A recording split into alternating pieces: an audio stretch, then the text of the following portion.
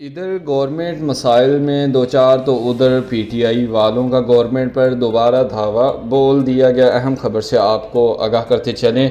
90 रोज़ का अल्टीमेटम देता हूँ, मंजिल हासिल करेंगे या सियासत छोड़ देंगे। अली अमीन गंडापुर का बयान सामने आ गया है। जिस तरीके से आपको मालूम है कि पीटीआई की जानिब से दोबारा एक दफ़ा हुकूमत के ऊपर धावा बोला गया है। 90 रोज़ का अल्टीमेटम देता हूँ, मंजिल हासिल करेंगे या सियासत छोड़ देंगे। अली अमीन गंडापुर का सख्त रद्द अमल सामने आ गया है। तमाम तर तफसीलात आपको इसी वीडियो में बताते हैं। उससे पहले चैनल को सब्सक्राइब लाजमी कर दें ताकि आने वाली हर न्यू खबर आप तक बआसानी पहुंच सके।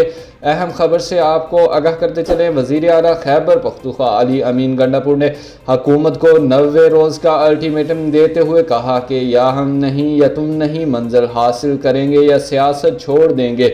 हमारे अरकान फ़ाल ना किए तो हम इनके वहाँ सारे फारिग कर देंगे। इनके जो अपोजिशन में चेयरमैन बने हुए हैं वहाँ सबको फारिग कर दूंगा।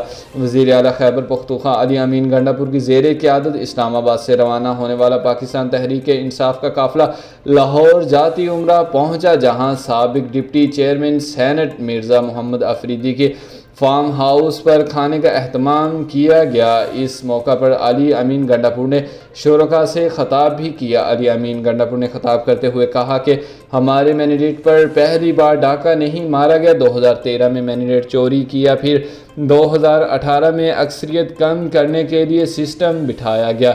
बानी का अज़म है सियासत नहीं, मुल्क को ठीक करना है। बानी पीटीआई कहते हैं आओ मैं मुज़ाकरात के लिए तैयार हूँ। बानी पीटीआई कहते हैं साबित कर दो मैंने कोई साजिश की है, जो सज़ा दोगे मुझे कबूल होगी। हमने तो जबर बर्दाश्त किया है मगर आपसे बर्दाश्त नहीं होगा।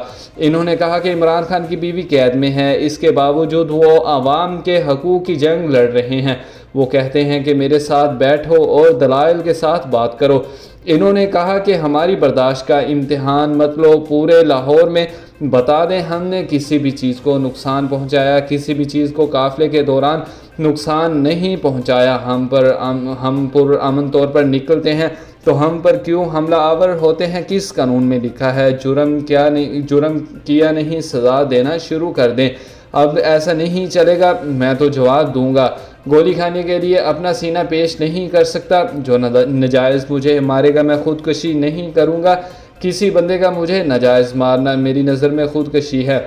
मैं अपने हक़ के लिए लड़ूंगा। मुझे गोली मारोगे तैयार रहना, गोली तुम्हें भी लग सकती है। तुम लोग नाजायज़ करोगे तो फिर तुम्हें भी बर्दाश्त करना पड़ेगा।